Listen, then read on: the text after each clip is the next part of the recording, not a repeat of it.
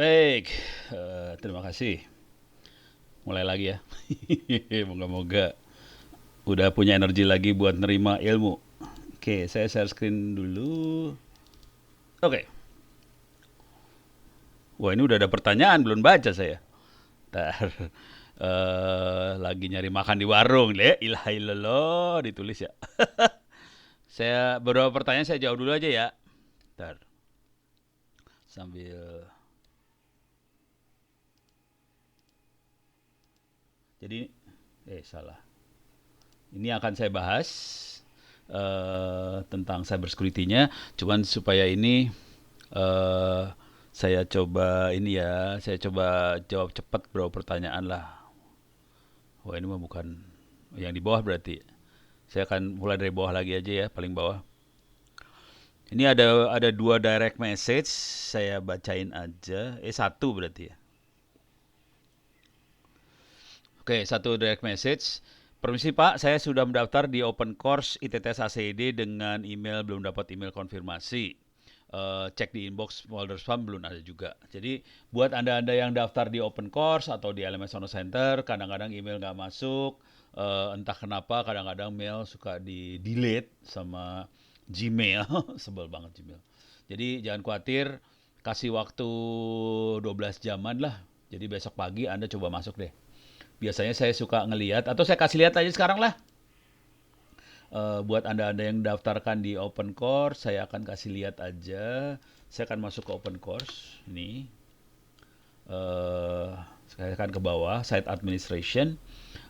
Saya masuk ke user. Jadi kalau anda nggak dapat email, ini akan saya lakukan. Jadi jangan khawatir, sebagian email memang nggak nembus. Kalau nggak dapat email, saya akan approve semuanya supaya bisa masuk semua. Jadi saya tadi masuk ke site administration, masuk ke user, saya masuk ke bulk user actions. Oke. Kemudian saya akan masuk confirm. Kalau jawab belum Anda belum di confirm, masih no, belum confirm, saya akan cek. Ini ada 4 orang yang belum dikonfirm. Oke, saya akan add empat-empatnya ke sini dan saya akan confirm kayak gini. Jadi kalau Anda belum confirm, email nggak masuk atau apa segala macam, saya akan confirm. Jadi tenang aja. Tapi biasanya saya ngerjainnya besok subuh, habis sholat subuh saya kerjain. Jadi nggak langsung nggak dapat udah gitu confirm aja sama ono enggak. Biasanya subuh saya kerjain. Jadi biasanya besoknya tuh udah confirm. Biasanya kalau saya lagi normal ya. Beres ya. Oh ini Mas Freddy Bambang udah masuk. eh ini ada pertanyaan dari Maxwell Ferrelli. Permisi Pak, untuk yang e-book ISO Video IT Science Engineering 4 Tera sudah termasuk 300 GB modul yang hacking segala macam udah masuk. Jadi kalau mau segala macam 4 Tera ya biasanya saya prioritasin hackingnya duluan masuk. Jadi waktu ngopi 4 Tera, kalau dikasih harddisk 4 Tera, saya pertama kali kopiin hacking. Hacking sama cyber security pertama kali. Biasanya orang ada dua aliran sih yang ngopi harddisk ke saya. Yang satu alirannya hacker-hacker cyber security, jadi biasanya saya kopiin itu. Yang kedua adalah data science. Jadi kadang-kadang ada yang prioritasnya ke arah data science, ada yang prioritasnya ke hacking cyber security. Nah sekarang saya akan buka-bukaan ya, ngomong terus terang dulu. eh Duit yang lebih kenceng yang data science sih. Jadi Anda kalau mau belajar, ada yang lebih kencang lagi daripada cyber security, namanya data science. Dan itu gajinya bisa sampai 30 sampai 60 juta sebulan. Wah ini ada pertanyaan, data science itu apa? Apa ya? Nih, saya kasih yang sederhana aja data science. Kalau disederhanakan statistik sih sebenarnya. Kalau sederhana banget statistik. Tapi kalau mau lihat kuliahnya ada di sini. Ini ada DE nih. Masuk ke open course ITTS ACID, di sini ada data engineering, saya nyebutnya di situ data engineering, bukan data science ya, saya nyebutnya data engineering. Saya akan buka tab uh, ini kuliahnya. Ini kuliahnya ya. Jadi free ada, bisa diakses. Nah, sekarang saya kasih lihat makhluknya seperti apa. Ini ada pertanyaan sebelum masuk ke situ. Mas Ferry Gunawan, kalau untuk 400 giga dikirim lewat Google Drive, apakah bisa? Nggak bisa. Jangan macam-macam dengan Google Drive. Itu Google monitoring, jadi saya nggak akan ngirim ke Google Drive. Jadi kirimnya hard disk fisik ke saya. Nah, sekarang data science itu apa? Contoh paling sederhana ginilah, saya masuk ke toko online ya, Bukalapak. Kayaknya biasa-biasa aja kan, di sini Bukalapak biasa aja. Oke. Anda bisa milih segala macam. Ada keliling mall tanpa kaki pegal, ya mallnya namanya Bukalapak ya bisa keliling mall tanpa kaki pegal. Udah gitu mulai masuk yang ini. Rekomendasi buat kamu, ada iklan macam-macam, ini ada macam-macam gitu ya. Pertanyaannya silahkan Mas Herlianto atau yang lain silahkan tulis. Kalau Anda masuk ke toko-toko online, ini kelihatan ada iklannya. Pertanyaannya simpel aja. Iklan buat setiap orang sama atau beda? Silahkan diketik di chatting. Beda. Semua orang tahu beda. Gitu ya, beda sih ya. Nah, yang bikin iklan beda, coba tulis lagi di chatting. Kenapa iklannya bisa beda? Tulis di chatting. Kenapa iklannya beda? Hayo. Sesuai history search, search history, peminatan, tergantung apa yang kita cari, tergantung ketertarikan. Jadi isinya statistik sih sebenarnya. Kita ngetik apa, dicatat sama si toko online. Catatan itu namanya statistik ya. Kadang-kadang disebut histori, statistik, itu adalah data science. Jadi data science berusaha untuk melakukan klasifikasi. Kita tuh sukanya apa sih? Nah, dari klasifikasi itu dikasih iklan yang sesuai. Orang yang ngerjain klasifikasi segala macam tadi, duitnya kenceng. Karena dia yang akan membuat perputaran duit di Bukalapak dan teman-temannya itu jadi kenceng. Dan ini yang cerita, jadi ini waktu itu yang cerita ke saya Pak Ibam ya. Misalnya saya pilih yang ini, saya beli ini ya. Nih, pengen beli ini ya. Ini spion kamera belakang lah, apa gitu. Dah, saya pengen beli ya. Perhatiin di bawah sini. Bawah sini. Nih, barang terkait. Nah, ini barang yang terkait dengan yang saya pesan keluar nih. Ini. Dan kemungkinan saya akan beli juga.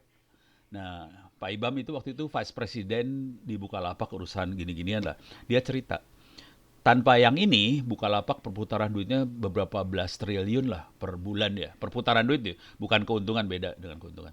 Perputaran duitnya belasan triliun per bulan. Setelah ditambah yang kayak gini, perputarannya naik beberapa ratus miliar tambahan lagi. Jadi ini buat naikin perputaran duit sih. Jadi itu data science. Makanya orang data science duitnya kenceng sih. Itu beres ya?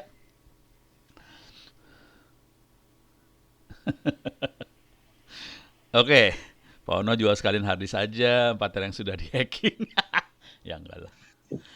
Sama data analisis sama ya, samalah. Kira-kira sama kurang lebih ya. Nanti acara keempat kita diskusi data lewat event data The Bank Day. Wow, tuh panitia udah bilang tuh akan ada data science. eh Apakah Pak, adakah kursus syuting untuk spesialis cyber security? Wah ini jadi jawaban pertanyaan dulu ya. Oke, buat anda-anda yang pengen, ini yang agak rutin ada di sini di Cyber Academy. Ini Cyber Academy yang ngoperasin adalah teman-teman dari Cyber Army. Cyber Army isinya orang-orang pentes segala macam ada di Cyber Army. Kemudian mereka secara periodik bikin training. Cuman ini nggak gratis. Buka rahasia dulu, ini nggak gratis, ini berbayar. Tapi ya mereka ngadain training rutin. Kalau yang free ada di open course, kalau yang berbayar ada di sini. Satu lagi yang kadang-kadang bikin juga anak-anak bisa AI, bisa.ai. Kalau ini ada dua aliran, dalam sini ada dua aliran. Belajar data science, artificial intelligence dan teman-temannya, ada juga yang belajar cyber security. Jadi dia punya dua sih, cyber security sama AI. Bisa AI dua dia. Oke. Jadi bisa cyber security, bisa artificial intelligence. Beres ya? Oke, sekarang saya akan masuk ke urusan cyber security-nya sendiri. Cyber security-nya ini urusannya data science, tutup. Kok nggak bisa diklik sih? Bentar. Ini saya klik dulu. Ini masuk ke sini. Cyber security. Di sini ada overview, vulnerability analysis, basic service security, firewall, security copy, VPN, web application firewall, pertahanan host, IDS, basic data security, forensic, sama information security management. Oke, saya punya waktu sekitar 1 jam lebih lah. Saya akan berusaha loncat ini loncat.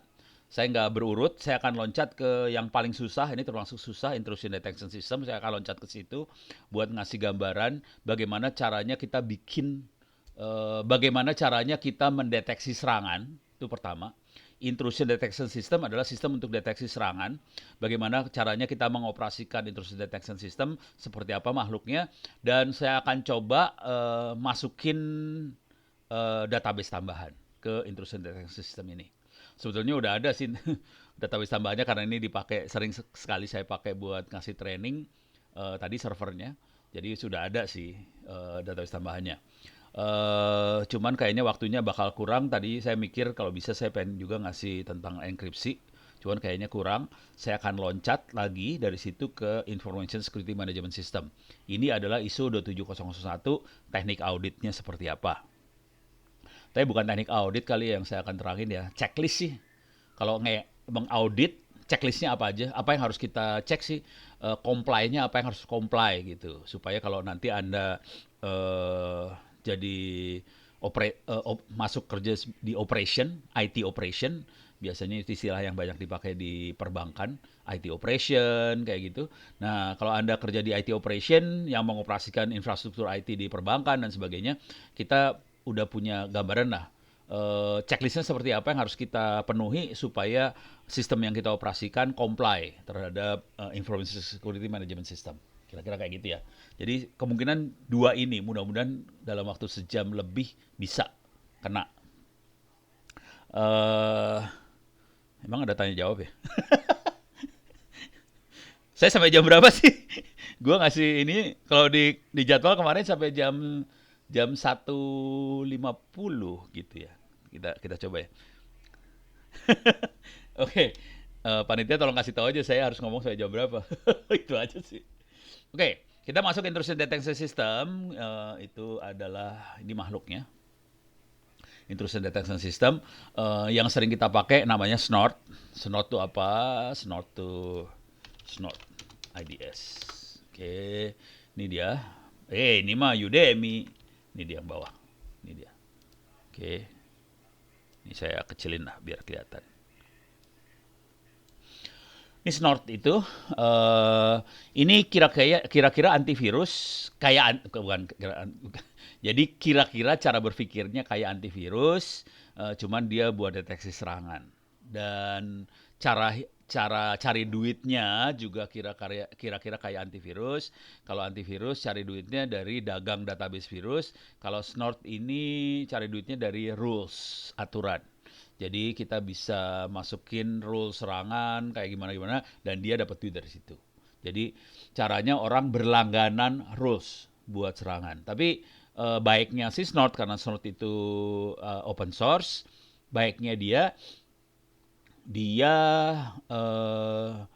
membuka kemungkinan kita untuk share rules. Jadi rulesnya bisa kita buat sendiri, kita bisa bikin rules sendiri dan dia buka itu rulesnya. Oke. Nah, Snortnya sendiri sudah dioperasikan sih di dalam server saya ini. Saya akan masukin dari sini nanti. Dia udah dioperasiin. Saya masuk dari sini. Ini di minimize aja. Oke. Tadi IP-nya berapa ya? SSH on 0166 kalau nggak salah. Yes. Password. Saya masuk ke server sekarang, saya gedein biar rada enak ngelihatnya. Saya ada di server. Nih. Saya clear layar ya biar. Nih, posisi saya ada di server bukan di Kali Linux lagi. Saya ada di server. Snort-nya sudah diinstal di server sudo su. Yalah. Password. Tolong dilihat ya, perhatiin dari baik-baik dari tadi. Sebagian besar kalau saya lagi ngajar, saya nggak pakai slide loh. Hati-hati. Mungkin beda banget sama dosen yang normal ya. Spek laptop ini bukan laptop. Ini buat Mas Muhammad Fakri. Saya nggak pakai laptop ini sih, makanya komputer biasa, PC. Saya kasih lihat lah speknya. Oke, saya gedein dulu ya, biar Anda bisa lihat. Oke, gedein. Gedein. Top. Atau gini lah, Hatop. Oh, Hatop belum install. eh Sudo apt install Hatop. Buat ngeliat spek. Oke. Karena ada yang penasaran sama speknya komputernya saya, biar kelihatan gampang. Nih, kalau pakai top bisa kelihatan proses yang sedang berjalan kayak gimana, memorinya berapa, segala macam kelihatan sih. Jadi cara ngelihatnya, kalau pakai top bisa, cuman top nggak kelihatan, jumlah core-nya nggak kelihatan. Kalau pakai hot-top kita bisa lihat jumlah core sih. Sekalian ngasih lihat komputer itu seperti apa kalau pakai Linux ya. Kalau diperhatiin dari tadi saya jarang pakai GUI ya. Jadi saya banyaknya pakai command line banget sih sebenarnya. Ini hot-top, kelihatan core-nya ada 4. Ini i5, core-nya 4 juga. Jadi saya nggak pakai i7, saya pakai i5. Terus RAM-nya 16 GB. Oke, kepake cuman ini dengan running 2 mesin, kepake cuman 0, nggak sampai 1 GB. Padahal dua dua ini running loh kondisinya. Parah banget. Cuman core-nya habis-habisan, core habis. Core-nya semua kepake nih, rata-rata 50% kepake core. Oke. Makanya load-nya hampir 2 ya. Load-nya hampir 2 lebih, hampir 3 lah load-nya. Karena udah lebih dari 50% yang kepake. Jadi hampir 3 load-nya. Kemudian memorinya 1 GB. Sorry, ini 7-nya nggak kelihatan. Memori yang kepake 7 GB, total memori saya 16 GB. Swap-nya nggak kepake sama sekali. Jadi kalau udah mainan kayak gini, swap seringkali nggak kepake. Saya cukup main di memori. Kalau mau enak, memorinya 32 GB, enak.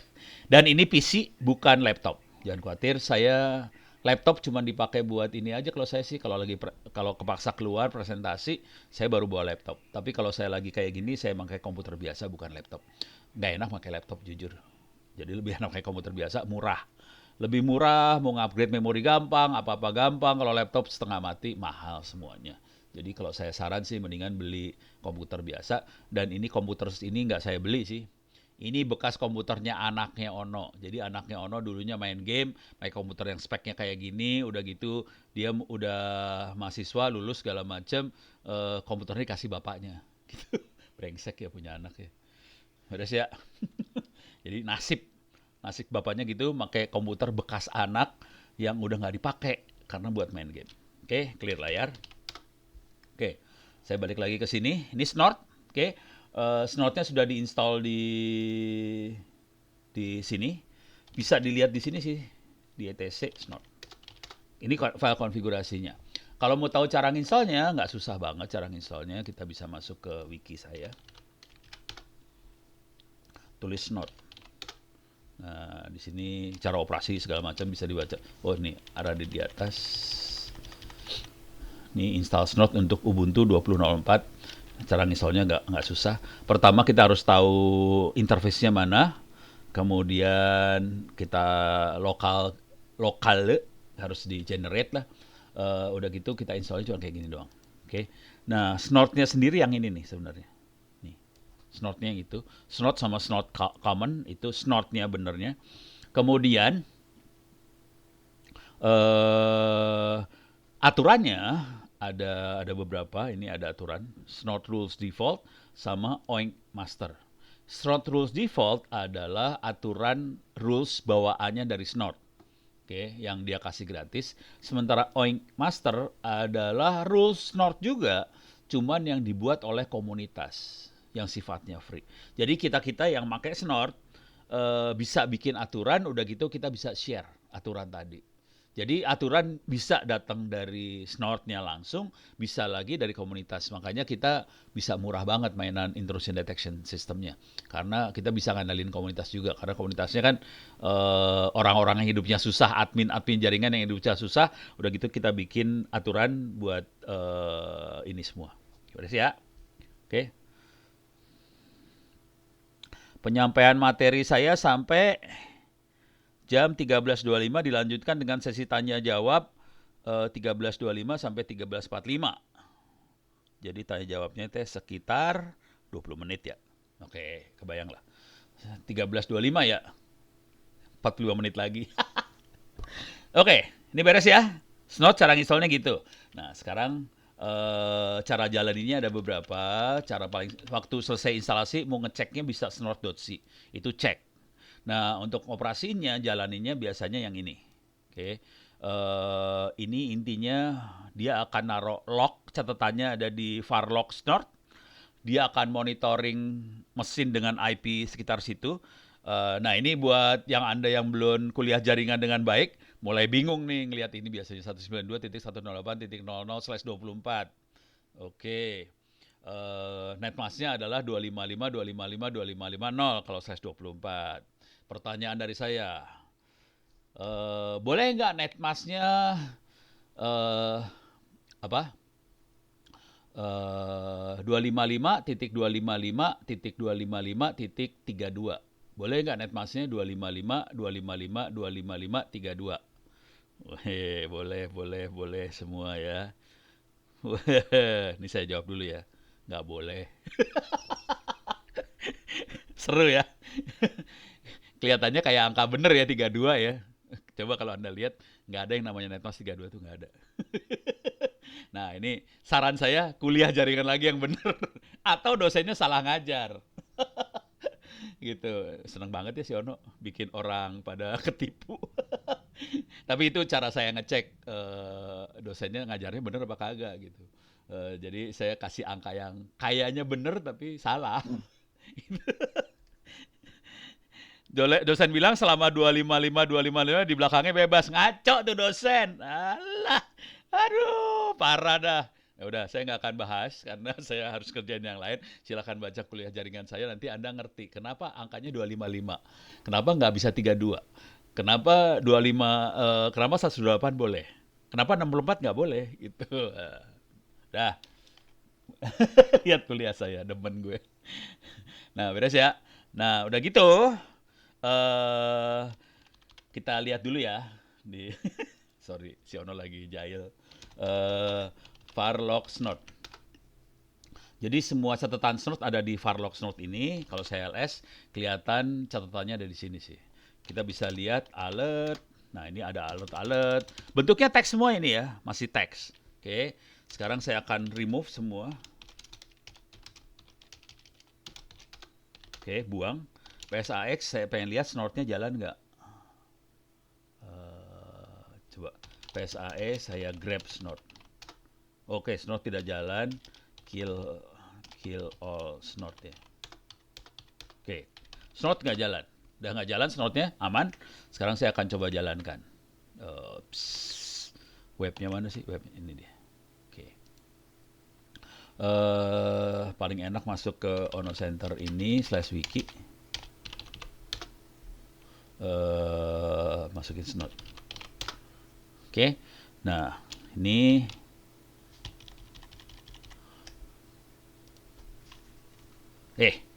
oke. Oke, saya akan ini salah pencet lagi. Ini ya. Nah, masalah dengan kalau kita jalanin seperti ini, semua catatan memang akan ada di Farlock Snort, cuman bentuknya binary. Kalau kita ini supaya semua catatan dalam bentuk ASCII bisa kita baca, kita harus jalaninnya yang ini. Oke. Jadi lognya ditaruh di Farlock Snort tapi kita simpan sebagai ASCII dan dia akan jalan di belakang layar. Oke, saya akan jalanin yang ini supaya semua catatan dalam bentuk ASCII jalan di belakang layar. Ini adalah ini server. Tadi gue masuk server yang mana? Oh, yang ini ya. Oke. Paste. Nih. Oke, saya jalanin dia snortnya, mudah-mudahan jalan nih. Oke, jalan. PSAX, ini snortnya lagi jalan. Oh, ada pertanyaan. Snort config itu default ya? Jadi waktu kita nginstalasi snort, yang apt-get install snort tadi, dia akan bikin snort config. Oke. Snort config-nya akan dibikin. Saya keluar dulu ya. Ini ada pertanyaan, jadi saya jawab dulu nih.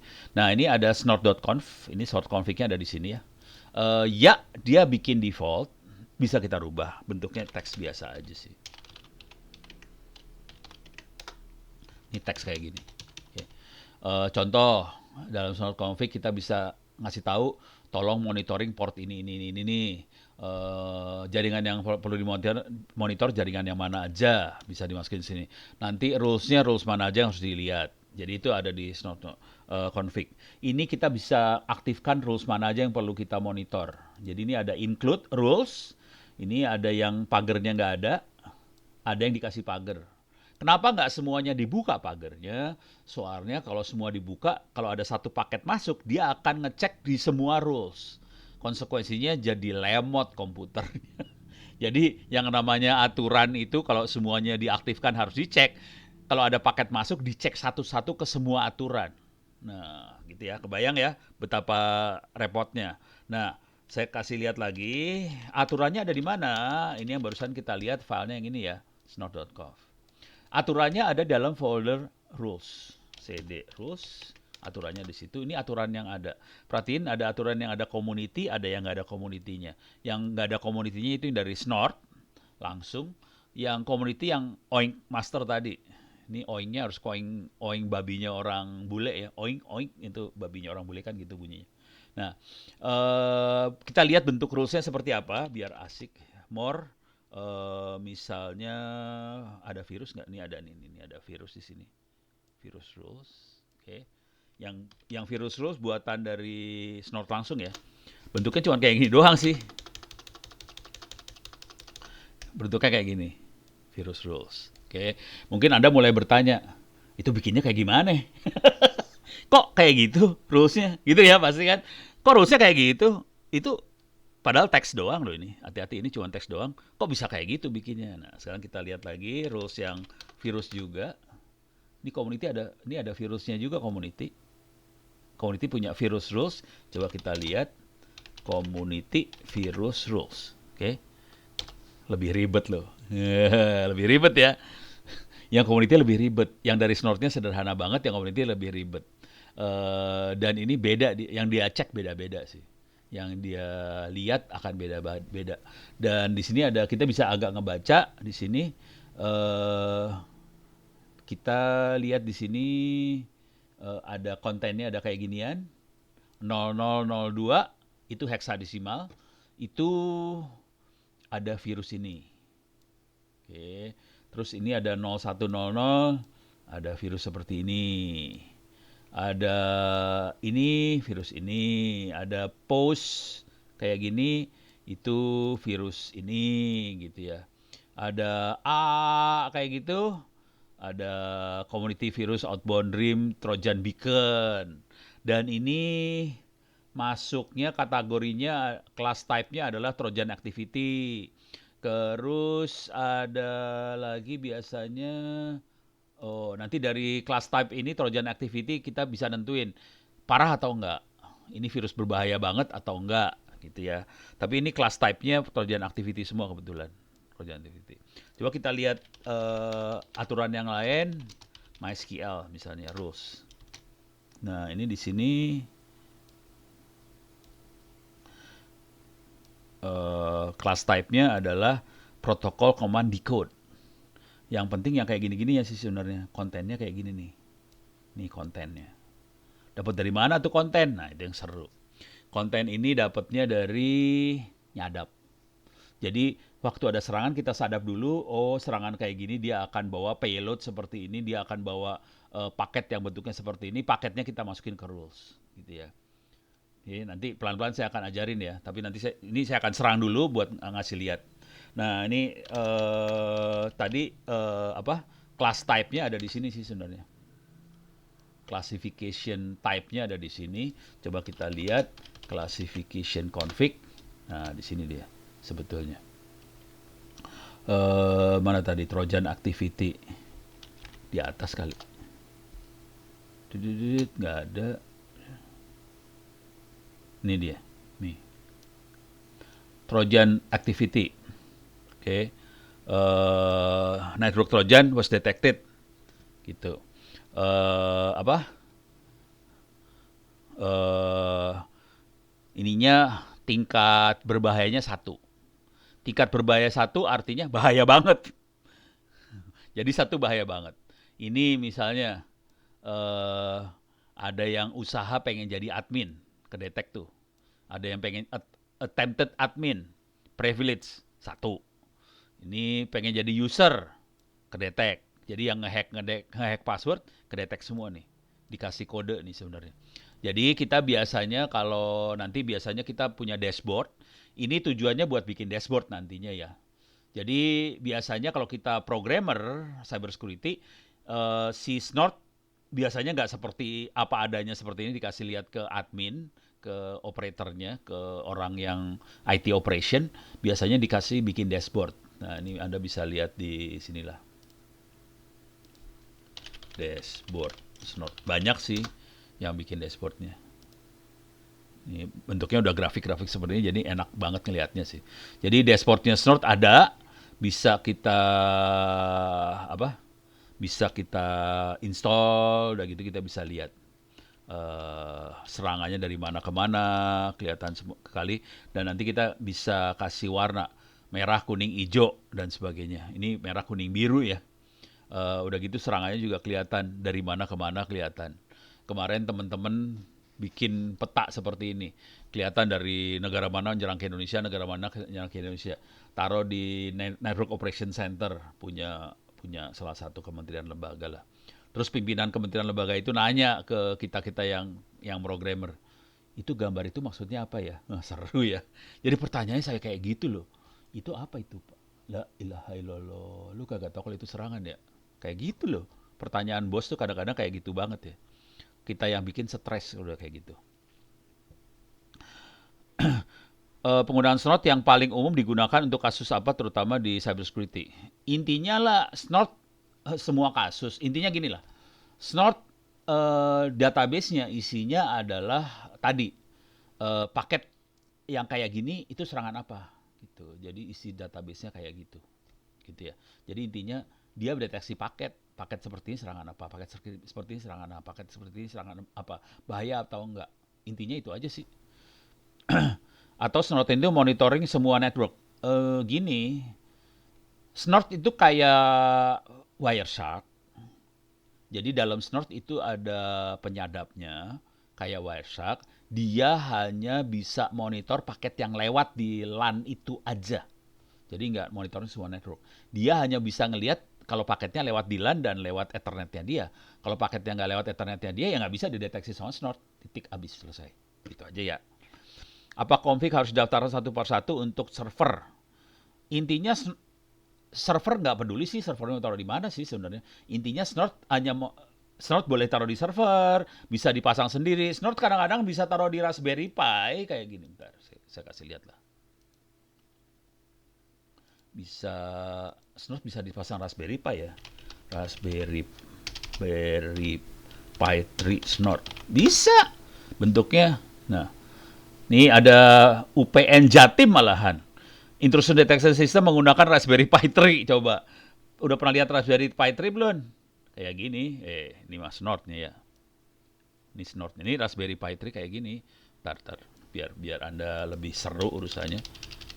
Kayak gini. No, ada yang ada tangannya yang dipegang tangan suka ada nih. Kalau ada pegangan tangan kelihatan gedenya seperti apa. Kagak ada yang dipegang tangan. Oh ini dia. Ini tangan segede gini, Raspberry Pi segede gini. Dan kita bisa install Linux dan ada Snortnya. Tapi bukan Linux dia, Linux sih. Cuman Raspbian bukan Ubuntu atau Debian ya. Dia Raspbian, jadi Debian yang diinstall yang dibuat untuk Raspberry. Terus kita install Snort di situ dan dia akan monitoring kondisi jaringan di situ langsung. Snort tidak harus install di server, nggak harus. Monitor install server juga boleh, nggak di server juga boleh. Bebas sih, bebas merdeka. Kita mah bebas merdeka aja. Gitu ya. Ntar lagi coba saya sambil monitoring ini ya.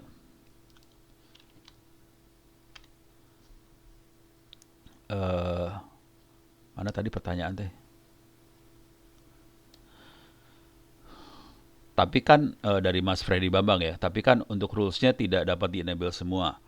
Bagaimana cara menentukan rules mana yang di-enable, sesuatu apa, ya udah itu tergantung. Kita udah pakai insting seorang admin jaringan sih sebenarnya kalau untuk menentukan rules mana yang dibuka, mana yang nggak dibuka. Jadi kita pakai insting jaringan kita tuh kira-kira serangannya seperti apa sih? Jadi saya lihat rules lagi ya. Nih. Ini rulesnya macam-macam kan? Ada bot, ada DOS tuh denial of service ya. Exploit, FTP segala macam. Kira-kira serangan yang masuk kayak apa sih? Nah, misalnya banyaknya virus. Kalau end user kan banyak virus ya. Kalau kita jalanin web server, ngasih informasi ke masyarakat lewat web, kemungkinan web-web ini perlu diaktifin semua gitu. Kalau X11 itu buat desktop gitu. Jadi ya tergantung kebutuhan banget sih. Nggak semua harus dibuka semuanya. Soalnya jadi lemot kalau dibuka semuanya. Jadi dibuka yang butuh-butuh aja sih, supaya nggak terlalu lemot aja. Gitu ya.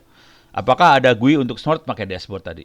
Saya biasa pakai Surikata Pak untuk IDS ya, nggak apa-apa. Itu temennya Snort. Sama lah bagusnya.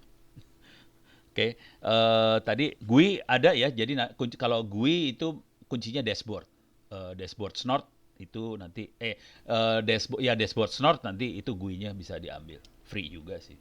Cuman saya nggak jalanin GUI-nya supaya saya bisa ngasih lihat Snort-nya dan kita bisa lihat rules-nya seperti apa. Oke, saya akan nyerang var log Snort. Ya, udah masuk nih serangannya udah masuk semua. Jadi dia deteksi berbagai paket yang lewat sebagai serangan ya.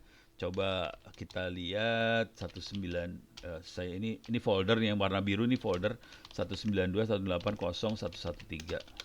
Nah, ini ada banyak paket UDP yang lewat dan Snort nyangkanya serangan. Ini adalah false positif sih sebenarnya. Karena bukan serangan. Jadi ini kesalahan 33123. Oke. Ada UPnP Service Discovery Attempt. Apakah UPnP? UPnP adalah jadi harus ngerti juga cara kerja jaringan ya. UPnP adalah protokol yang biasa dipakai buat TV. TV gini ceritanya. Mungkin kalau Anda pernah terbang pakai Garuda atau Batik Air, itu kan ada TV-nya tuh. Di Garuda sama Batik Air kan ada TV, kita bisa nonton TV. Semua videonya ada di server sih sebenarnya. Di dalam Garuda atau Batik Air ada servernya lokal di dalam pesawat terbang, ada servernya. Nah, si layar TV yang ada di kursi, itu ngomong pakai UDP ke server buat saya pengen nonton video yang ini, saya nonton video ini dan tiap kursi nontonnya beda-beda. Dan protokol yang dipakai untuk ngomong buat ngirim video dan sebagainya untuk bukan ngirim video ya, buat manajemen user ini pengen video mana, user ini pakai video mana, pengen nonton yang mana, segala macam, itu makanya UPnP.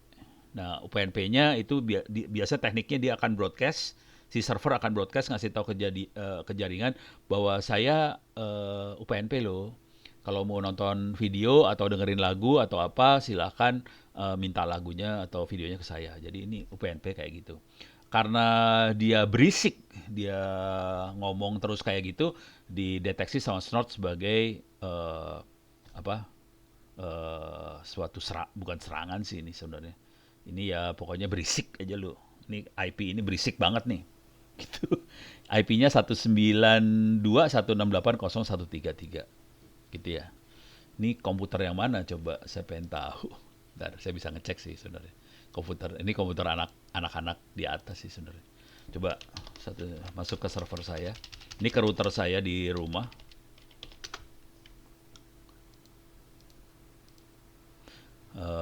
Ini router, saya lihat di HCP-nya.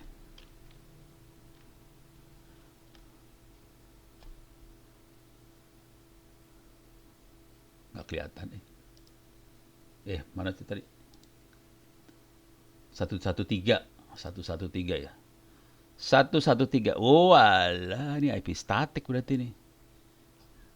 Salah satu anak saya nih memakai IP statik di atas. Sialan loh. Soalnya ada beberapa komputer pakai IP statik, cuman saya nggak tahu IP-nya IP berapa yang dia set. Ternyata ini bukan IP dynamic. Ini yang ada di ACP di server yang IP dynamic ya. Servernya yang handle langsung. Sementara yang ini dipakai IP static. Baru tahu di pesawat ada server ya? Ada. Ada server. Perhatiinnya kayak yang akan menarik ini kalau di pesawat waktu itu saya ngeliat banget di Garuda sih. Jadi waktu itu servernya di booting. Langsung kelihatan servernya Linux. Kan layarnya kelihatan kalau lagi booting kelihatan ya. Servernya kelihatan Linux loh. Di Garuda tuh. Beres ya? Oke. Sekarang saya kepaksa kill lagi layarnya. Ini saya delete. Bentar. Biar saya bisa jalanin ulang sih. Saya copy paste biar saya bisa ulang nih. Kill, sorry. Kill all snort. Oke. Remove min rf bintang. Jadi semua log saya buang dulu ls. Sekarang saya jalanin paste. Oke, sekarang saya akan serang dari Kali Linux. Ini saya exit dulu dari server. Saya mau masuk ke Kali Linux jadi super user. ls nmap minus ini nyerang ya. Ini namanya port scanning 166. Port scanning, dan kalau sampai kita ketahuan melakukan port scanning ada di Undang-Undang Informasi sama Transaksi Elektronik. Oke, udah selesai. Bahwa kalau kita ketahuan port scanning akan di penjara 6 tahun atau denda 600 juta. Jadi kerjain kayak gini doang urusannya penjara loh. Padahal sih setolol ini cuma kayak gini doang. Enter, penjara 6 tahun. Gila, kalau ketahuan. Kalau ini kan ke punya saya sendiri juga nggak masalah sih. Oke, kita bisa lihat di alertnya sekarang. Nih, ini masih discovery nih. Wush, ada yang telnet. Ada telnet. Waduh, parah dah. Attempted information leak. Ini scan tuh yang ini terutama. Scan and map Christmas tree. Oke. Nih, kelihatan clear. Jadi kayak gitu kira-kira apa sih warningnya ya. Kita bisanya lihat di alert. Nih. Oke.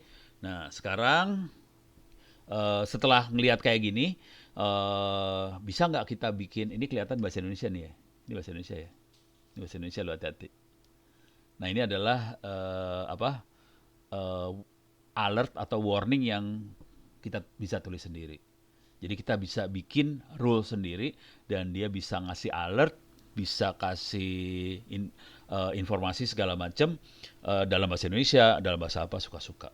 Oke. Nah, sekarang jadi caranya cuma gitu aja, dijalanin langsung dia ada di lognya dibaca. Cuman kalau di dunia yang lebih bagus, log tadi dibaca udah gitu diparsing keluarnya dalam bentuk visualisasi, dalam bentuk grafik supaya kita enak melihatnya.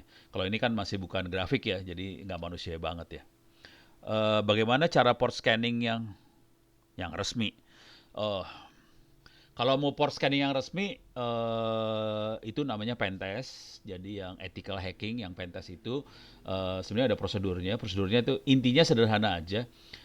Kalau kita diminta di request, itu paling aman itu. Jadi mereka yang request ke kita bahwa tolong dong server saya di scan. Server saya IP-nya sekian. Jangan pernah keluar dari IP itu.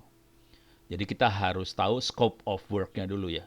Scope of work-nya kemana aja, IP apa aja yang boleh diserang, aplikasi apa aja yang boleh diserang, jangan keluar dari sana. Keluar dari sana tanggung jawab kita soalnya, dan urusannya bisa penjara kalau sampai keluar dari scope of work itu. Jadi paling enak kalau ada yang request sih. Jadi yang namanya resmi itu tekniknya sama, kayak gitu juga, cuman ada surat tertulis dari sana yang minta. Nah, sekarang pertanyaannya gimana caranya kita sampai bisa di request seperti itu. Kalau kita sering nyeken punya orang segala macam, kadang-kadang nanti yang datang polisi.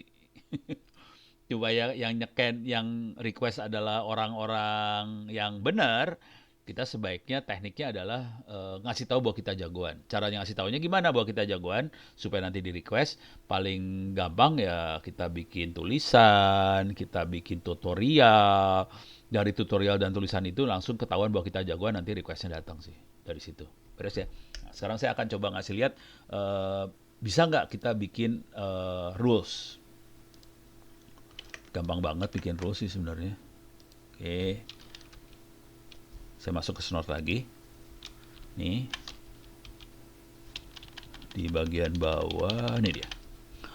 Mencoba nulis rules untuk pemula. Jadi rulesnya bentuknya teks tulisan, ASCII, teks. Tadi kita jalanin Snortnya kayak gini dulu ya, ASCII. Tapi kalau kita udah rulesnya udah jadi segala macam, bisa aja dalam bentuk binary sih, nggak masalah. Nah, rulesnya selalu formatnya seperti ini: action, protocol, address, port, direction, address, port, rule option. Jadi actionnya bisa beberapa, log atau alert. Log itu cuma nyatet doang, alert itu mulai ngasih tahu ke admin. Admin hati-hati ada apa. Protokolnya bisa TCP, bisa UDP, bisa ICMP, itu protokol. Nah, address sama port yang ini bisa dari semua address, semua port, directionnya ke arah sini atau ke arah sono atau bulak-balik. Jadi bisa sana, kiri, kanan, bulak-balik. Nah, kemudian ininya apa sih namanya? Address tujuannya bisa mainan kayak gini, slash berapa, terus kita bisa kasih tahu portnya port berapa. Jadi formatnya kira-kira bisa kayak gini ya. Oke. Nah, tadi ada rules buat deteksi telnet.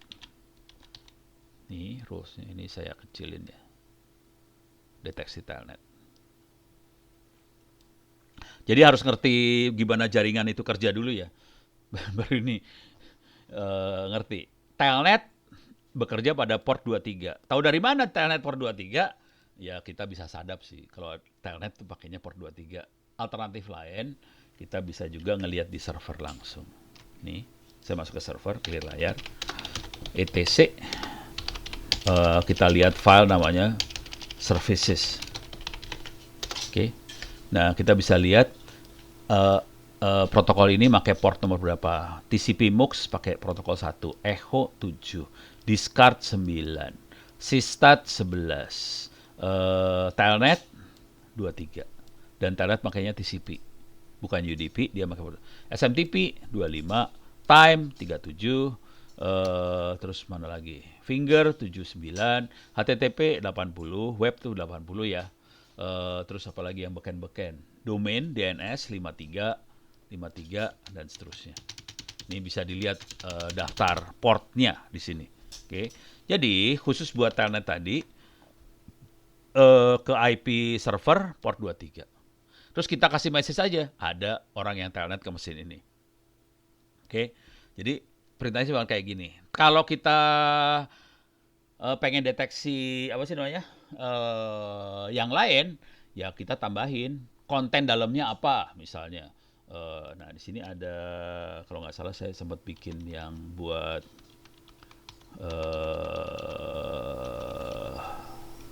SQL injection yang tadi ya. Oh, ini nggak ada SQL injection. Nggak ada SQL injection.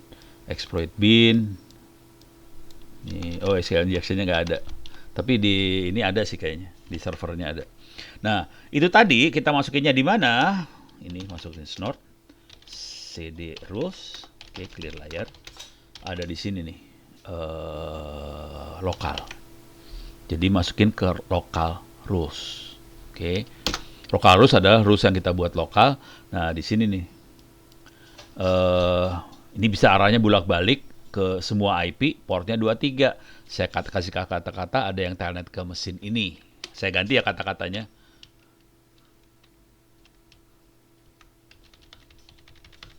Ini diganti aja. Aduh. Kayak kasih kata-kata, aduh. Ada telnet. Telkom lagi salah. Telnet gitu ya. Jadi kita ganti kata-katanya. Nah, yang ini kalau SQL injection yang tadi saya kerjain itu SQL injection itu pakainya port 80 karena dia lewat web. Terus kontennya ini misalnya. Oke, persen 27 plus or, ada kata-kata or gitu ya. Ada or spasi gitu. Ini persen 27 kalau nggak salah kutip. Kutip plus spasi or spasi gitu ya.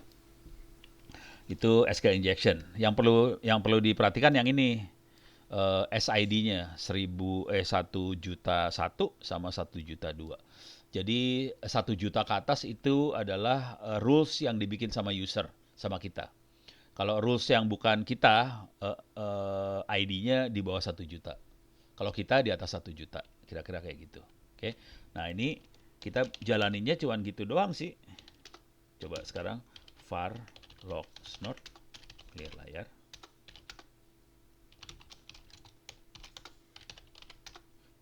Saya kill dulu ya. Kill all snort. Biar mati dulu semua snortnya. Oke, snortnya udah mati. Sekarang saya harus jalanin dulu si snort pakai cara kayak gini.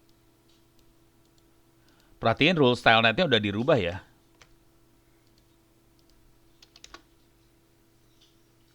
Nah, saya akan monitoring file alert. Jadi caranya watch minus tiap 3 detik lah. Oke. Tail buat ngelihat isi file var log snort alert. Oke. Woi, sini udah kelihatan ada banyak macam-macam nih lewat. Oke. Gimana caranya supaya saya bisa ngelihat sekaligus di sini sama sini. Oke. Saya akan telnet ke sana. Coba lihat. Telnet 166 ya, 192, 108, 16. Tolong lihat di sebelah kiri, kalau telnetnya masuk harusnya ada tadi haduh, ada yang telnet tadi ya. Enter. Tuh, haduh ada telnet tuh masuk tuh. Ada haduh, ada telnetnya keluar gitu. Gitu. Jadi cuma gitu doang sih. Sekarang kita coba SQL injection ya. It's okay. Gimana caranya supaya bisa dua sekaligus kelihatan? Ini ke sini. Nih. Oke. Persen kutip. Nih, bisa nggak? Bisa kelihatan dua-duanya, kelihatan bisa nggak ya? Bentar, ini rada ke bawahin dikit lah ini. Bisa nggak?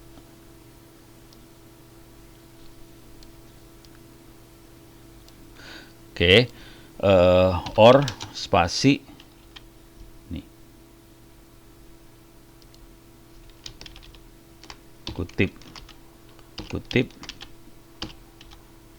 Oke, submit ya. Harusnya ada kata-kata SQL injection nih keluar nggak? Oh, sorry, saya harus masuk dulu admin. Passwordnya apa password ya? Oke, sekarang saya akan masuk ke SQL injection. Duh. Persen kutip. Coba. Nggak keluar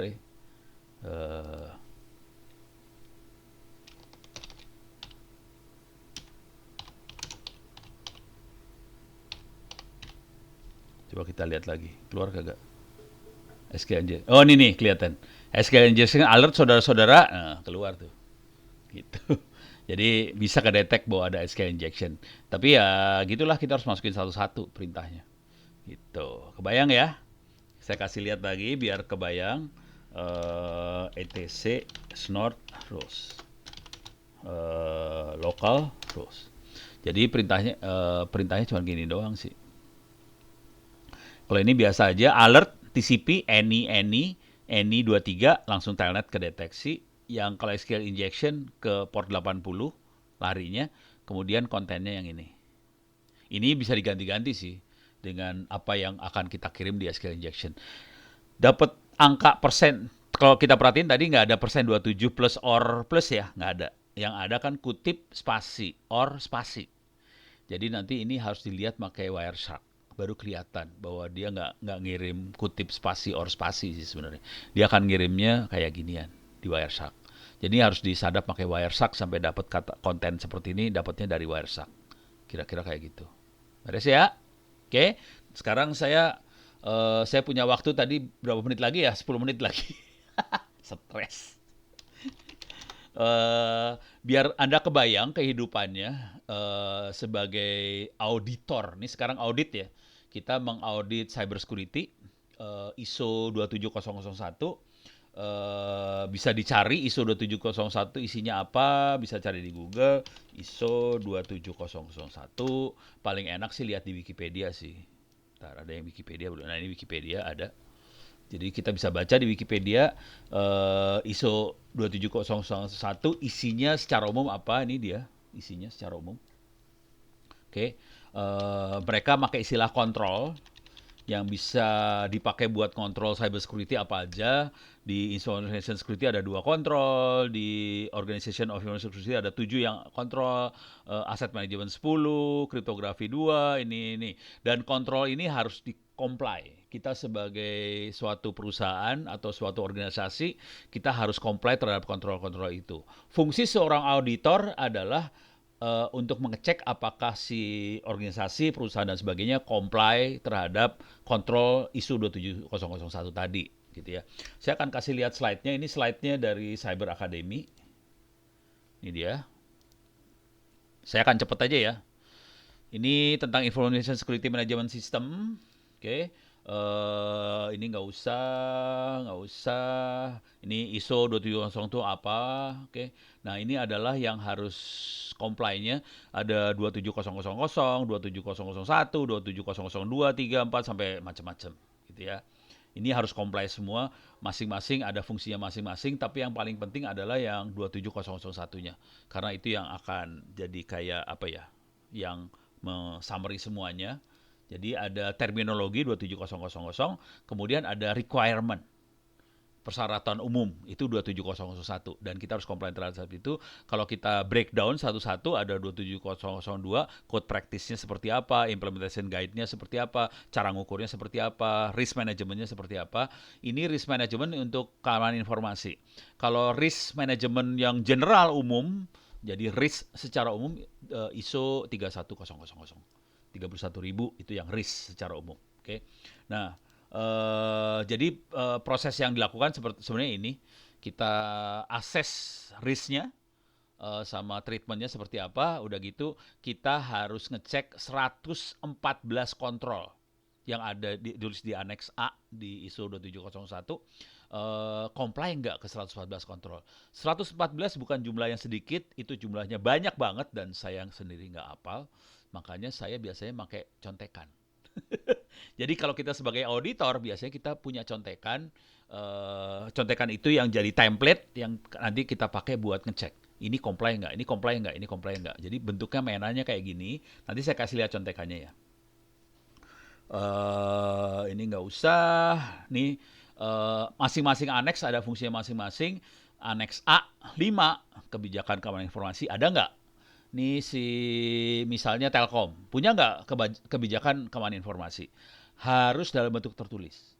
Nggak boleh cuman direktur utama Telkom ngomong. Nggak bisa. Itu nggak bisa masuk ISO. Jadi harus tertulis, ada kebijakannya. Ada nggak organisasi untuk keamanan informasi? Bukan IT doang lah. Tapi udah IT security gitu. Bentuknya organisasi, ada kepalanya, ada operationnya, ada orang tekniknya, ada teknisinya, ada apa segala macam. Terus ada keamanan sumber daya manusia, keamanan aset, kontrol aset, kriptografi, segala macam. Dan ini harus comply. Kalau kagak comply, kagak lulus. Beres ya? Makanya serem sih mainan kayak ginian. Oke, ini panjang lah ceritanya, panjang. Cuman kan kita males ya. Kan kita kan males banget urusan kayak ginian ya. Tapi ini harus dikerjain sih. Ini saya buka rahasia dulu. Pengalaman saya di lapangan, orang-orang yang jago urusan seperti ini adalah akuntan. Akuntan kita tahu itu adanya di ekonomi, di manajemen, dan mereka biasa ngelihat pembukuan. Jadi beberapa teman saya, auditor untuk keamanan informasi, dia backgroundnya bukan IT. Jadi mereka bukan dari IT, mereka bukan dari jurusan informatika, apalagi jurusan informatika Telkom University, bukan. Karena itu terlalu bagus. Jadi mereka backgroundnya adalah jurusan ekonomi, akuntan. Ekonomi, akuntan asli. Saya kenal orangnya dan dia pegang IT operation bank dari perbankan, tapi backgroundnya ekonomi, akuntan. Dan dia kalau udah ngaudit ISO 27001, ganas. Dia karena dia akuntan, dia auditnya parah, parah banget. Checklistnya bagus. Ini saya buka rahasia lagi. Saya kan orang IT ya. Saya pernah ikutan sama teman-teman itu. Jadi mereka kita sering ada workshop dan sebagainya. Jadi ya, supaya nge-refresh lah ilmunya, di refresh segala macam. Terus gue ikutan dong. Saya ikutan lah sama mereka-mereka itu. Jadi ada berapa orang waktu itu? Ada berapa orang lah, 5 orang, 6 orang refresh. Satu orang yang ngajarnya, terus kita di refresh yang lain. Oke, yang ngajarnya orang akuntan, terus pesertanya kiri kanan saya akuntan semua. Saya orang IT sendirian. Oke, yang akuntan bisa ngikutin proses itu selama 2 hari atau 3 hari. Saya tidur di kelas itu. Jadi seorang IT akan tidur, jangan khawatir. Di kelas auditor ini tidur karena nggak kuat. Terlalu boring lah, kalau buat saya boring banget. Supaya nggak terlalu boring, teknik yang saya pakai adalah gini. Ini teknik auditor orang IT ya. Orang IT brengsek-brengsek, emang biasa lah orang IT mah brengsek. Jadi ISO 27001, cari checklist, template, kata kunci kayak gini dipakai nih, template. Jadi cari template lah. Nah, dapat nih. Ada free. ISO 270 checklist template bisa diambil free. Dan bentuknya seperti apa? Bentuknya kayak file Excel. Oke. Nah, Anda kalau ngopi dari perpustakaan saya, Anda bisa masuk ke perpustakaan saya di sini, masuk ke mana perusahaan gua? VAR, data, library 2, books, cyber security, mana cyber security. Oke. Ini ada ISO 27001, ada ISO 31000 ya. Saya akan masuk ISO 27001. Ini udah file Excel. Ada template-nya. Ya udah tinggal kita buka aja dan checklist nih, checklist langsung nih. Udah file Excel, tinggal di checklistnya. Jadi yang tadi yang 100 berapa belas tadi checklist udah pakai file Excel aja lah. Nah, ini udah file Excel. Ini kan annex ya, annex A, annex A5, implementation phase, policy for information security. Apakah ada? Comply. Semua policy di approve sama manajemen? Comply. Evidence of compliance? Evidence itu apakah ada dalam bentuk dokumen apa segala macam. Kalau nggak comply, nggak ada dokumennya, ditulis di sini notes. Oke. Memang ada evidence tapi bentuknya rekaman di YouTube gitu, harusnya nggak boleh sih. Tapi bisa kayak gitu. Nah, terus yang lainnya lagi, yang annex A6, Information Security Roles and Responsibility. Security Roles and Responsibility, apakah didefinisikan, ada segregation of duty, apakah dipisahkan, bagian security, ada yang bagian tukang ngedit konfigurasi, ada pentest, ada apa, orangnya harus beda semua. Nggak boleh satu orang ngerjain kerjaan beberapa kerjaan sekaligus. Soalnya bisa conflict of interest nantinya. Jadi ini dikerjain satu-satu, diperiksa satu-satu nih. Kayak gini. Comply enggak, ada catatan enggak. Ini semuanya diperiksa satu-satu supaya mampus tuh. Gitu ya. Beres ya. Jadi kita sarannya sih nyontek aja sih sebenarnya. Sarannya. Dan lumayan banyak sih di internet kayak gini. Contekan-contekan kayak gini lumayan banyak. Jadi hidup kita sebenarnya lumayan terbantu lah. Buat orang-orang IT yang males-males kayak Ono, terbantu. Cuman kalau mau jujur, ya kita bagi-bagi rezeki sama kerjaan lah. Ternyata sebagai orang IT yang kerjanya coding segala macem, suruh audit nggak tahan, nggak kuat. Ini lama banget ya. Lama udah. Kok stop share lagi, salah klik. Oke. Loadingnya lama. Ya udah, saya tutup ini ya. Oke. Saya akan coba lihat ada pertanyaan nggak. Maaf Pak, untuk waktu penyampaian materi sudah habis. Oke. Udah dapat warning dari panitia, waktu habis. Oke. Masih ada beberapa pertanyaan yang belum ini. Eh, kita masuk pertanyaan aja ya. Sebelum sebelum di handle sama panitia, saya sambil baca ini aja ya. Saya jawabin pertanyaan yang ada di chatting aja ya. Oke. Eh, untuk waktu habis. Nah ini dari Mas Agus Komara. Izin bertanya perihal pengoperasian IDS di ISO 27001. Ada pertanyaan kontrol di checklist nomor berapa kah? Nggak hafal. Kalau nanya checklist nomor berapa, kagak hafal. Tapi ada sih. Apa saja yang harus dikendalikan dan bagaimana caranya? Walah, ini pertanyaan yang nggak bisa jawab saya. Nggak hafal, harus nyari sih. Ada sih pasti, cuman sayanya nggak hafal. Kalau lu tanyanya kayak gitu, saya nggak hafal. Checklist nomor berapa? Pusing kepala. Kagak hafal. Udah nyerah kalau pertanyaan. Jadi jujur dulu ya, saya nggak kuat dengan ISO 2701. Jujur, saya nggak kuat. Karena terlalu hafalan. Saya orangnya termasuk orang yang nggak bisa ngapal sih. Checklist itu bukan hanya ISO 2701 ya. Ini saya kasih lihat satu lagi. Ini NIST. Apa sih? Apa 800 gitu. Ini ada lagi loh. Hati-hati. Jadi buat checklist-checklist seperti itu bukan hanya ISO 27001, ada beberapa lagi yang lain. Kalau yang ini yang Anda lihat di gambar ini adalah NIST. Jadi kalau nanya kayak pertanyaan ini saya nggak bisa jawab jujur karena saya nggak hafal. Eh, Cuman kalau boleh saran sih ya nyari lah kepaksa. Minta maaf.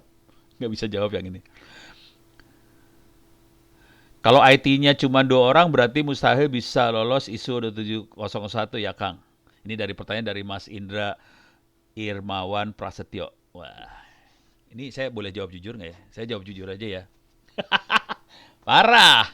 Ini ngomong terus terang jujur. Ini anda masih fresh, masih pada mahasiswa di Telkom University segala macam. Ini sebagian banyak orang kerja yang ikut di acara ini juga ya kayaknya. Tapi jawab jujur dulu ya. Kenyataan hidup di Republik ini terutama barangkali ya. ISO 27001 udah kayak selembar kertas aja sih. Jadi bisa dibeli. Asli, sumpah, sebel sih saya ngelihatnya sih sebenarnya. Jadi ISO 27001 kadang-kadang bisa jadi kayak selembar kertas aja, tergantung lu mau bayar berapa lu dapat ISO 2701, kira-kira kayak gitu. Jadi nggak ada orang IT-nya juga tetap bisa dapat ISO 27001, gitu. Karena pakai duit sih sebenarnya, sebagian. Jadi ada sebagian auditor yang bisa sampai kayak gitu levelnya. Lu bayar berapa ya, gua kasih approve aja dah, kira-kira gitu. Dan kalau kita benar-benar lagi di lapangan banget, kadang-kadang ada kong kali kong sedikit. Kong kali kongnya kira-kira ini gue buka-bukaan banget ya. Harusnya nggak boleh sih. Tapi kondisi real di lapangannya rada menyebalkan. Makanya jangan kaget. Kan teorinya semua pelayanan publik pakai web itu kan harusnya daftar ke Kominfo dalam proses pendaftarannya semuanya harus diaudit ISO 2701. Jadi artinya semua web pemerintah dan sebagainya itu harusnya aman dong karena udah diaudit ISO 27001. Kenyataannya kan kita tahu nggak kayak gitu ya. Eh, Data KTP aja bocor, ini bocor, itu hilang apa segala macam. Kenyataannya nggak kayak gitu. Kenapa bisa kayak gitu? Ya karena setoran sih. Dan kalau iya udah bener. Ya sakit sih sebenarnya, tapi ya gimana ya kenyataan kayak gitu. Terus kalau Anda pernah lihat proses audit ISO 27001, tadinya sih resmi gitu ya. Ujung-ujungnya begini aja lah. Ujung-ujungnya gini. Oke, auditor butuh ada temuan. Jadi kalau kita sebagai auditor eh, apa performance KPI, performance-nya seorang auditor adalah bisa menemukan sesuatu dari apa yang dia audit. Jadi biasanya kita nego antara auditor sama yang diaudit akan nego. Oke, lu mau ada berapa temuan? Kira-kira gitu aja. Nggak mungkin semua temuan dan temuan ini adalah temuan yang bisa ini ya, temuan yang bisa ada solusinya. Karena nanti si auditor harus ngasih solusi juga. Oke, gua nemuin ini nih, solusinya adalah ini nih. Karena itu adalah jadi performance-nya si auditor. Jadi harus sampai kayak gitu sih. Jadi kadang-kadang nego nih, tektokan banget nih. Oke, gua nemuin ini, solusinya kayak gini ya. Oke, kita tulis ya, sepakat ya, sepakat. Oke, gitu. pernah lihat ini Mas Agus Koswara. Pernah lihat ada yang jual sertifikat ISO di Tokopedia? Serius lu? Eh, saya lihat ya, coba lihat. Ini keren, informasi keren banget ini Tokopedia. Topet. Tokopedia, bener nggak sih? Menarik itu. Eh, sertifikat. Mungkin ISO 27001 dulu ya. 27001. Keluar sertifikatnya kagak? Ini buku nih. Oh bener sertifikat. Butuh sertifikasi. Ini dia lagi jual jasa nih, kalau ini jual jasa. 10 juta perak buat auditor ISO. Kalau mau serius ngaudit ISO itu butuh waktu berbulan-bulan loh. Hati-hati. Yang serius beneran ya, bulanan. Kalau bulanan, bayangkan seorang auditor kerja full, misalnya 3 bulan, 4 bulan. Kalau dia gajinya 10 juta, ini auditor murah ya 10 juta rupiah, berarti kali 3 bulan, 4 bulan berarti sekitar 40 juta. Ini satu orang. Biasanya ngaudit biasanya 2 atau 3 orang sih, nggak mungkin satu orang auditornya. Jadi biasanya ratusan juta sih, kira-kira kayak gitu. Kalau ini dengan 10 juta perak, 25 juta, horor nih sih sebenarnya kalau mau jujur sih. Gitu.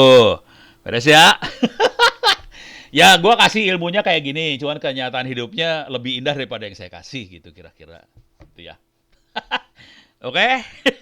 Oke, jadi pertanyaan yang di chatting udah kejawab. Minta maaf saya akan ngomongnya belak-belakan banget dan beberapa orang akan marah ke saya karena saya ngomong terlalu belak-belakan kayak gini sih sebenarnya. Nggak boleh. Cuman ya gimana ya? Gitu ya.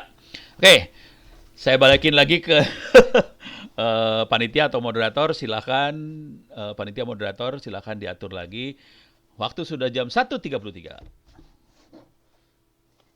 Baik, Pak. Terima kasih banyak ya, Pak. Keren banget nih dari tadi materinya gitu kan. Sampai saya pun, wah ternyata dunia IT ini seluas itu ya. Padahal saya juga anak IT dan wah mantap banget ini Bapak Uno ini. Keren, keren, keren.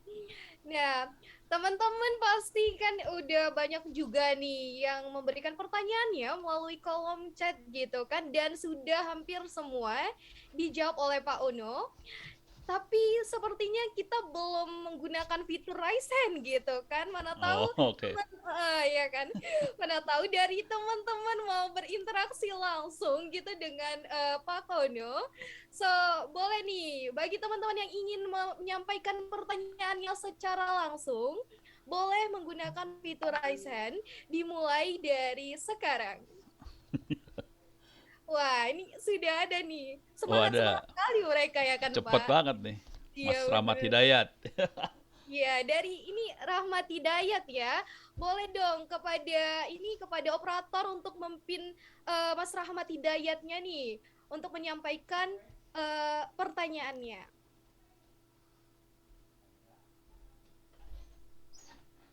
Halo tes ada suara? Dah kedengeran. Siap. Ada kedengaran. Nah, saya Pak Hidayat dari Telkom University juga. Oke. Saya mau bertanya nih, kan saya lihat tadi Bapak kita boleh kirim harddisk ke alamat Bapak kan? Boleh. Nah, ini ada saya bertanya, ini kan cara Bapak untuk tahu itu harddisknya aman, kayak ada bukan malicious software atau bukan USB killer gitu, yang kalau itu kan langsung meledak kan komputer itu. Bagaimana caranya Bapak tahu kalau itu beneran aman? Kan biasa dapat kiriman itu, ada yang nge-troll kan, trolling, dikirim ke rumah, ternyata USB killer merusak perangkat. Iya. Lu tega aja ngirim USB killer ke gua ya. Alhamdulillah belum Biasa ada suka yang trolling sejahat kan, itu. Ternyata orang Indonesia masih orang jahat biasa. baik-baik sih. Nggak saya cek sih, jujur nggak saya cek. Jadi kalau lu ngirim USB killer ya jebol komputer gua, tapi lu gua bunuh habis itu ya. Jadi nggak ada, alhamdulillah nggak ada. Tapi nggak saya cek sih. Baru kepikir gara-gara situ ngomong, baru sialan lu bener juga. Dasar lu brengsek. Otaknya bejat. Ya ampun. Ya Mas Rahmat, terima kasih. Ya, sama-sama. Ini teman-teman yang lain tahu nggak sih USB killer apa segala macam? Tahu lah ya? Nggak tahu, anggap aja tahu. Ya udah, lanjut. Atau Mas Mantap Rahmat sekali terangin ya. deh. Mas Rahmat terangin di WC Killer apaan sih? Ya, biar yang lain tahu lah. Oke, Pak Ono ini jokesnya mantap sekali ya. Saya sangat-sangat wah terhibur sekali juga gitu. Oh, tadi Aduh. lagi itu ya, lagi stand up comedy sih emang. Ini berarti Bapak dari pemateri sebenarnya menyamar gitu. Sebenarnya Bapak pelawak gitu Iya, ya. iya, gitu ya. Aduh mantap banget Pak Ono nih. Boleh dong kita lanjut ya ke penanya selanjutnya. Boleh siapa nih yang mau menyampaikan pertanyaannya secara langsung? Silakan menggunakan fitur Raise Hand. Yuk buruan nih, pas banget ini kesempatan langka ya untuk mengobrol langsung dengan Pak Ono. So teman-teman langsung aja nih. Apa karena tadi dari chat udah pada nanya atau gimana nih? Atau pada malu-malu nih? Ayo. Ternyata orang hati lebih gampang pakai chat. Iya. Jadi itu bikin masalah waktu pacaran ntar. Oh ya ampun. Mantap Pak Ono nih. Saya suka kali gaya Pak Ono nih. Aduh. Iya, kayak anak gua nggak dapat pacar nih satu nih. Aduh, Waduh, sedih sedih banget. banget ya.